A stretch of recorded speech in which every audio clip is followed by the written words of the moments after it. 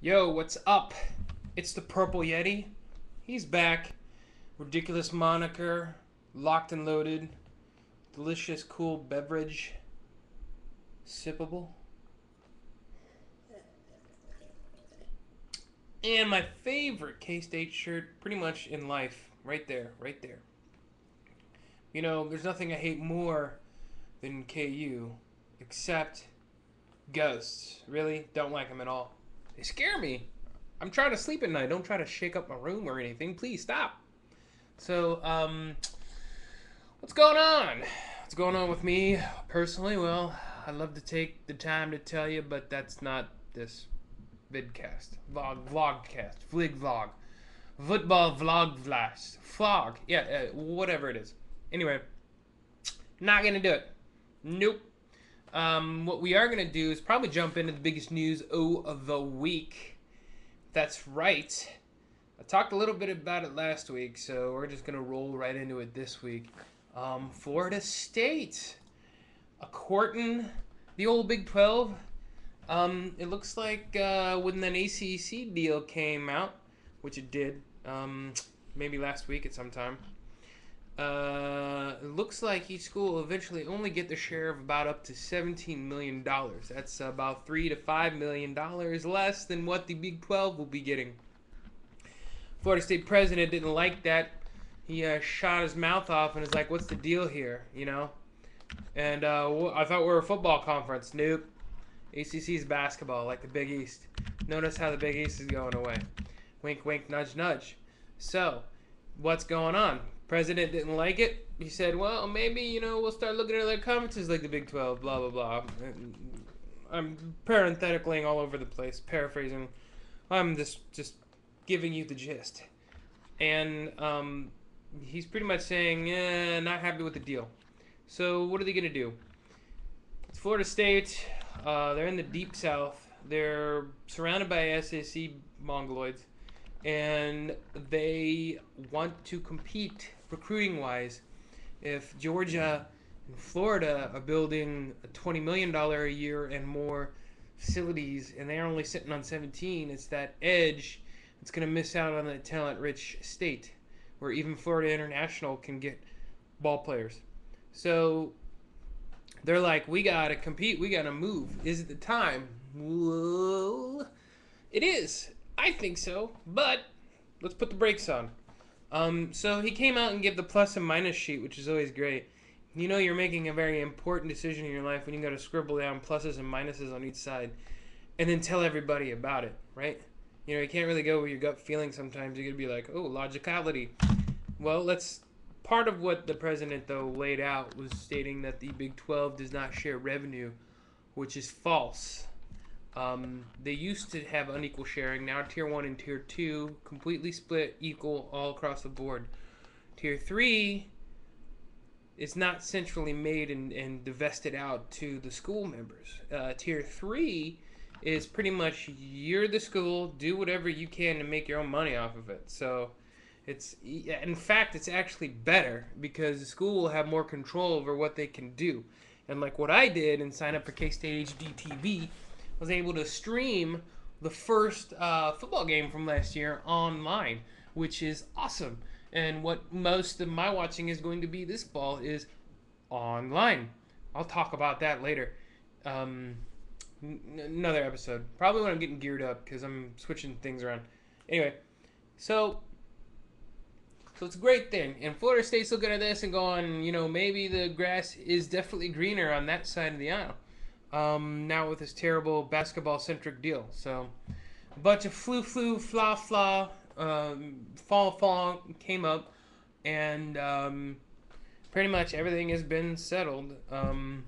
They're still loyal to the league. It's pretty much the same stuff we heard last year with Missouri and Texas A&M.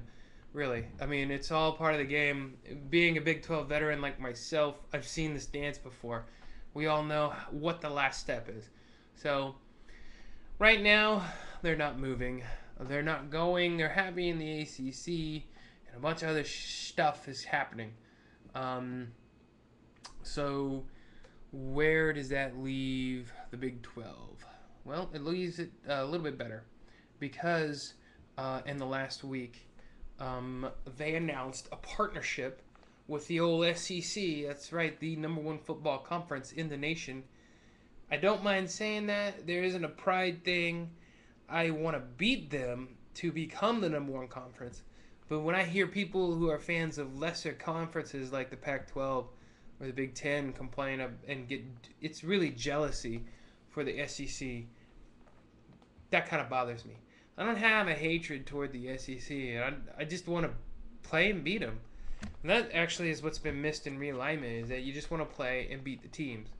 Money's getting in the way and it's kind of jacking things up. But, it's all about survival. Sometimes you got to get rid of fun stuff. So, the Big 12 announced a deal with the SEC to have their conference champions play each other in a featured bowl starting in 2014. That, I guess, essentially kills the BCS because, it's the two best football conferences out there. And it totally just craps all over the Rose Bowl because really that's kind of lost its luck. The petals have kind of wilted on that bowl, if you want to say that. So, they're going to have a partnership. They're going to bid out a city. I don't know if it's going to be in a current bowl. Hopefully not the Fiesta Bowl, because I think that's going to go down in flames. That's the one definite thing after all this, is the Fiesta Bowl is toast. Anyway, what does that mean? That likely means that whenever this playoff, whatever, Final Four hockey kind of thing, Frozen Four thing comes up, that if the champion from the Big 12 or if the champion from the SEC do not finish in the top four or whatever, don't make it to this playoff, they'll play in this bowl against each other. More than likely, it'll probably be either the second place team. No, not true. It could be because it's the conference's choice after that. So they choose the matchup for this marquee bowl, which is kind of sweet. So it's a little different than Rose Bowl, but it's better than Rose Bowl. So that's awesome news. That means the Big 12 is here to stay. For all the naysayers and the haters that were yapping their flapper and telling us that the Big 12 was dead and gone and goodbye, and what are we going to cherry pick from this league? You can just say goodbye to that. They got the deal with the SEC. ESPN Tier 1's coming up. They're locked and loaded. And as a matter of fact, they're in a position of power right now, and it's awesome. That's why teams like Florida State are coming up and thinking out loud about the Big 12. So there was something that happened today. Some guy, Ingram guy, was saying that it's pretty much a done deal and that Clemson's going and it might be a package deal and so on and so forth.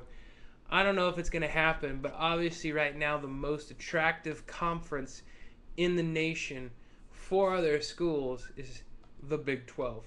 And not only that, they have the money, they have the best right sharing system. That's right. You can give up Tier 3 and let the schools make money off of that. That's better than having that roped in. The Big Ten Network, please. You're not going to be able to see everything for your school. And dang it, I want to see Equestrian for Kansas State. They're like the best in the country. So it's the best deal. It's the best opportunity for any school to go to grow. So it's awesome. It's a good week. I'm feeling pretty good about this conference. I'm feeling pretty good about Kansas State. Because really, Kansas State would probably be like Boise State and be left to pick amongst the shards of other conferences if the Big 12 were gone. So I'm happy. There's no hate for that. Haters are going to hate. But this little team that did last year, and it's hardly spent any money and still produced a winner, gets to stick around and be viable for that national championship playoff run. That's awesome. So I don't know if the ACC is going to go under in flames. The TV deal sucked, and and I think ESPN locked them up through like 2030. So really, if you really want to put on the tinfoil hat, you could say that ESPN is all pulling the strings and saying we want to have rights locked up for basketball-centric conferences and feature those in the fall, and turn around and put more coverage on the football-centric conferences like the Big 12 and the SEC during the summer and the fall. So I don't know. But get rid of that tinfoil hat. Blah, God. The point is that there's a lot of action realignment-wise in the last week. I don't even care about the other news. It's so minuscule compared to it.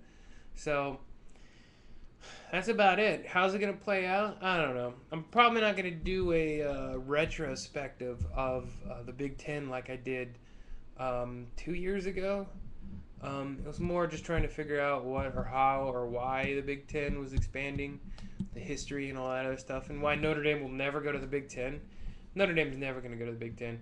People who think Notre Dame's going to go to the Big Ten today do not know that history. So they're not. And now I'm getting stuff from Orange Chip Brown over at Orange Bloods today was talking about, or yesterday if you're watching this, whenever, Sunday, pretty much said that Notre Dame has been courted by the Big 12 since 2010.